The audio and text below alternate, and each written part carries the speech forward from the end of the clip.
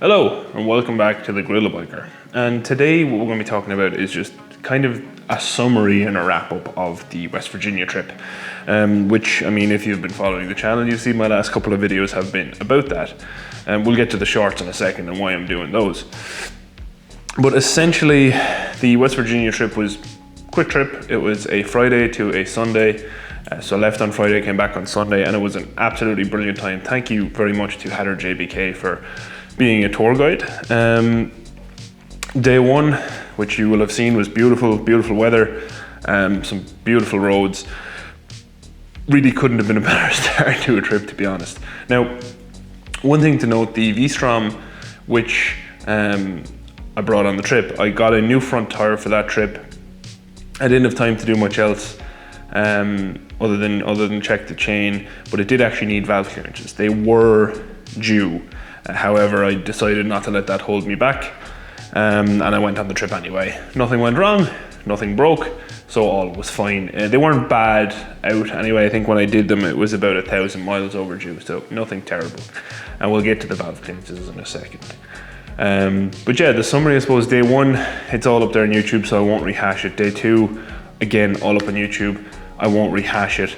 And day three was pretty great. You will have seen the videos from day three, which was Eagle's Nest and also New River Gorge Bridge. It did rain again, because that's my luck. I think I might be slightly cursed. Apologies, Hatter, for that one. But yeah, it did rain. It wasn't a big deal. It dried off enough that it was still a very good time. And yeah, I got to see two phenomenal views, being Eagle's Nest and New River Gorge Bridge. If you haven't seen those videos yet, I will leave a link there for one and then the other one straight after it. I enjoyed the videos. I enjoyed making them. I enjoyed making them. I don't really like editing, to be honest, but definitely would advise watching those if you are interested in the travel stuff. All the videos from the trip have done terribly, which is funny because, you know, when people ask like, hey, when are you doing another trip video or a trip series or whatever else, they generally do terribly. So I mean, if you want me to keep doing them, I'm still going to do trips. I just might stop recording them as much, to be honest.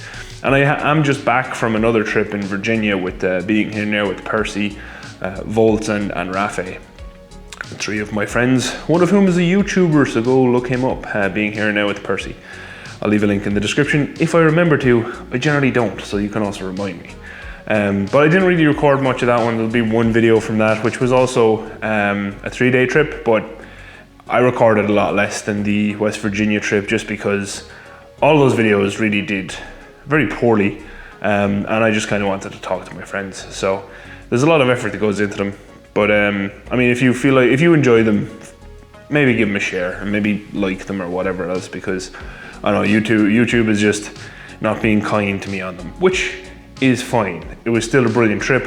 I wouldn't change anything about it. So videos, schmideos. The main thing is the trips, to be honest, for me. But yes, day three, so like I said, Eagle's Nest, New River Gorge Bridge, and then we went to Stewart's Smokehouse and Barbecue, I think it was. Absolutely delicious. I'll put a clip on screen now.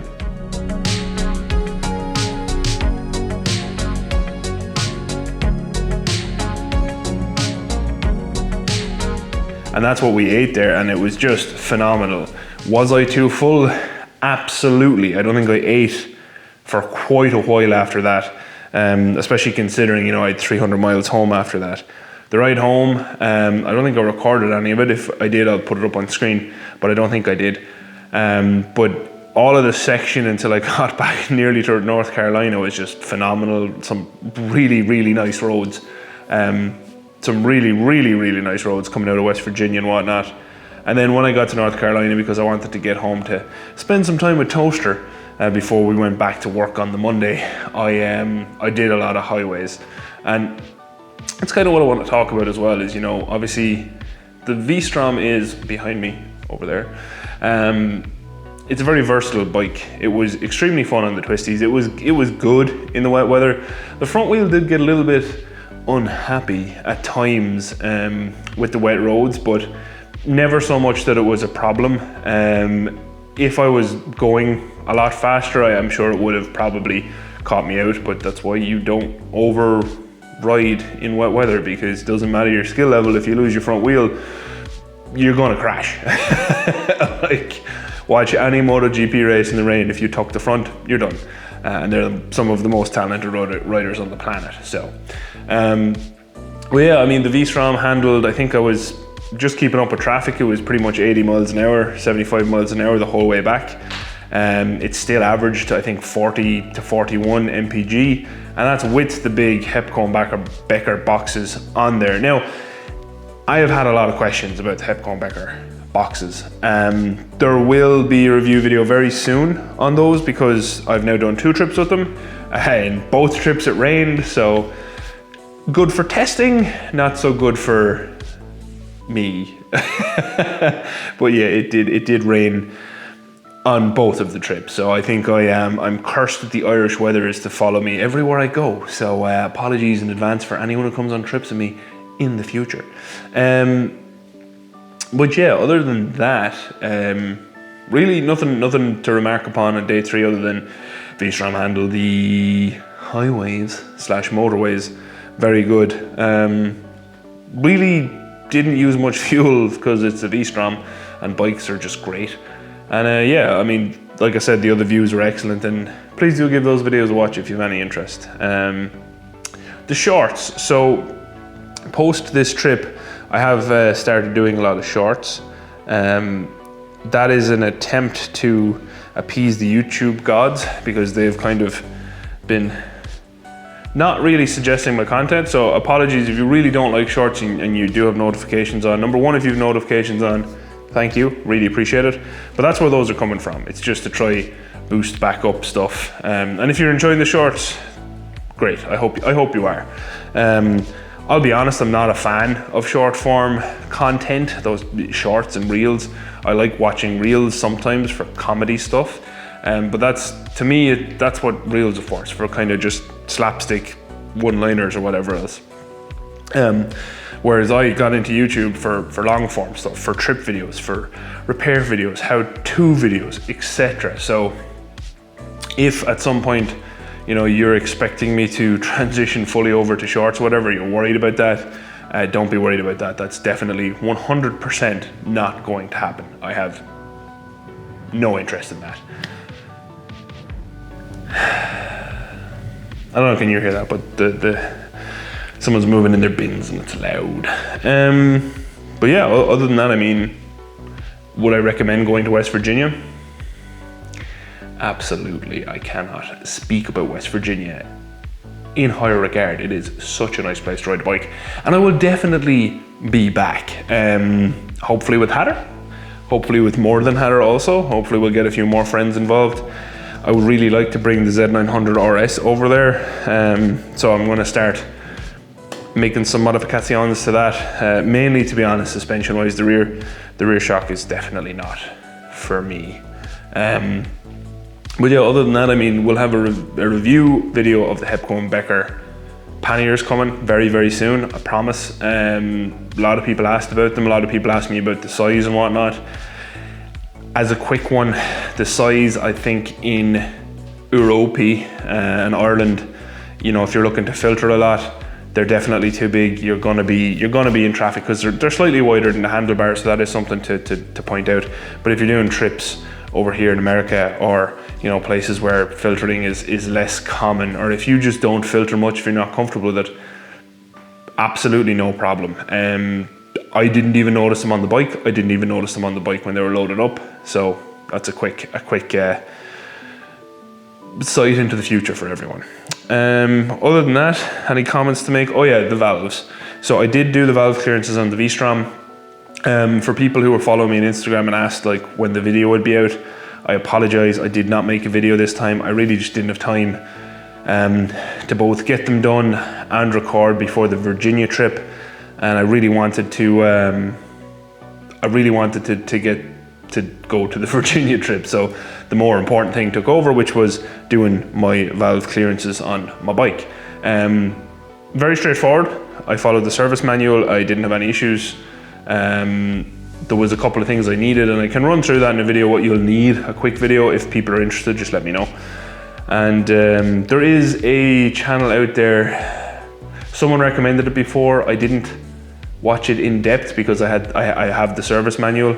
V-Strom Garage, good channel, I like his stuff, and he's made videos, in-depth videos and changing the valves. So if it's something you want to watch soon, do give V-Strom Garage a look on YouTube, because I believe he has the older model V-Strom 1000, maybe it's the 650, no, it's the 1000, it was the 1000, and he also has my version of the V-Strom 1000 as well. Like I said, actually pretty straightforward to do, so if that's something you're interested in, go have a look. And yeah, that's kind of it, just a quick summary of the trip.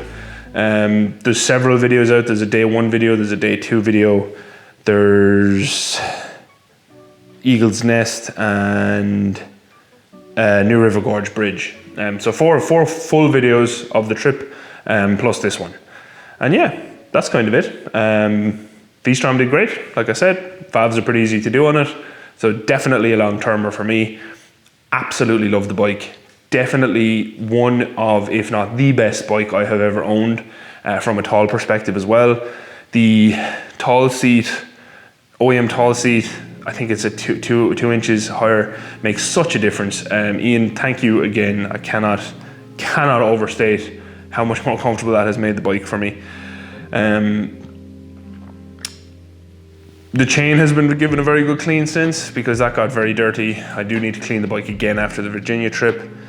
But yeah, no, honestly, no comments to make on the V-Strom. It ran like a top the whole trip, through rain, everything else. It just ran perfectly. I genuinely am blown away with it. And on the way back, I did do a literal 200-mile stint before I stopped on the highways.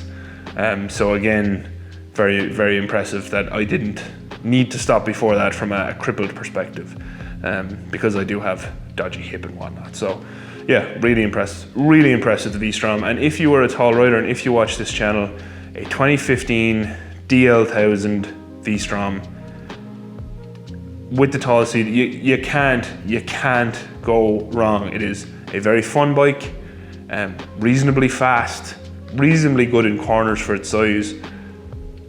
You can stack whatever you want on it. It's an ADV bike. They're built for boxes. They're built for strapping things too. I love it. I absolutely love it. And yeah, if you watched, thank you very much for watching. If you have any questions about anything I've said here, valves or otherwise, please do leave anything in the comments. I do answer them all. Well, try to answer them all, unless you're being annoying, in which case I will ignore you, which I also do. I'm not going to lie about that. I do ignore some annoying people, and I'm not sorry. And yeah, that's it really. As always, a very special thank you to all of my patrons. I do appreciate the support you give the channel. I do appreciate the patrons being understanding about being inundated with shorts, which I'm also releasing as reels on Instagram, which depressingly gets viewed by like 100 times more people than the photos that I spend quite a lot of time editing. But that's social media for you. Nothing we can do about it, eh? And yeah, that's it really. Thanks again for watching. Adios. Outro crew. If you were to do a trip, which bike would you take? The Z900RS with a Kriege US40 pack strapped to the back, which will be my next trip, because I really want to take this Z900RS with the US40 combination on it, or the V-Strom with the boxes. The boxes are so, I'm not gonna lie, the boxes are amazing, but I do want to do kind of a stripped down tour just with the US40 dry pack on the back and like 1 or 2 cameras, kind of like I did the Germany trip, except not with a backpack on my back, which would be really nice. I miss my Falco so much. I miss that bike genuinely every day. I really wish I hadn't sold it. Yeah, a fun end to the video. But yeah, which bike would you take? Would you take the easier to kit out one, the one that you can carry everything you could possibly need on, or the Z900RS? Yeah, let me know. Bye outro crew, you're all great too.